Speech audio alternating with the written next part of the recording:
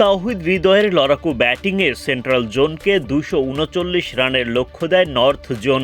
শিরোপা জেতার লক্ষ্যে ইনিংস শুরু করতে নামেন জিশান আলম ও নাইম শেখ। দলীয় 24 রানে নাহিদ রানার বলে জিশান বিদায় নেন 14 রান করে। এরপর উইকেটে শক্তিশালী জুটি গড়ে তোলেন নাইম শেখ ও সাইফ হাসান। দুজনই 50 তুলে নেন। ঝড়ের বেগে এগিয়ে যেতে থাকে সেন্ট্রাল জোন।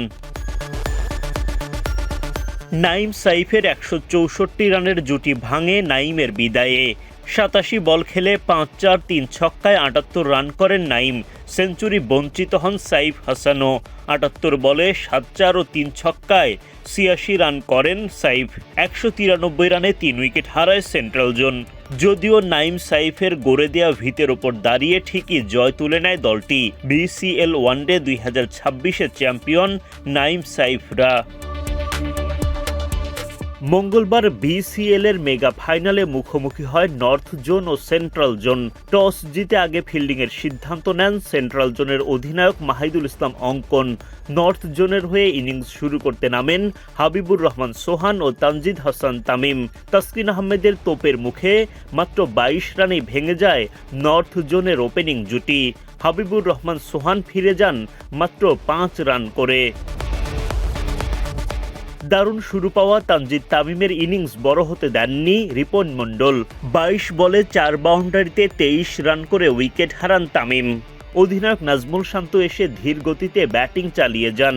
সাইফ হাসানের বলে তাসকিনের ক্যাচে শান্তর কপাল পড়ে। 51 বল খেলে 4 বাউন্ডারিতে 35 রান করেন নর্থ জোনের অধিনায়ক শান্ত।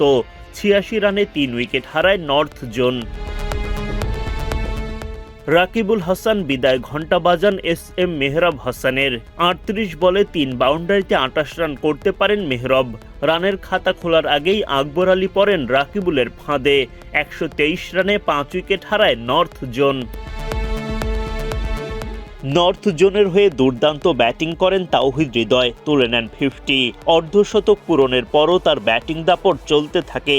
সেঞ্চুরির আশাও জাগে হৃদয়ের, কিন্তু অপর প্রান্ত থেকে একের পর এক পার্টনারের বিদায়ে তার জন্য পরিস্থিতি কঠিন হয়ে পড়ে। যদিও শেষ ওভারের চাপের মুখে হৃদয় আউট হন 96 রান করে। সেন্ট্রাল জোনের বোলারদের দুর্দান্ত বোলিংয়ে 238 রানে অল আউট হয়ে যায় নর্থ জোন।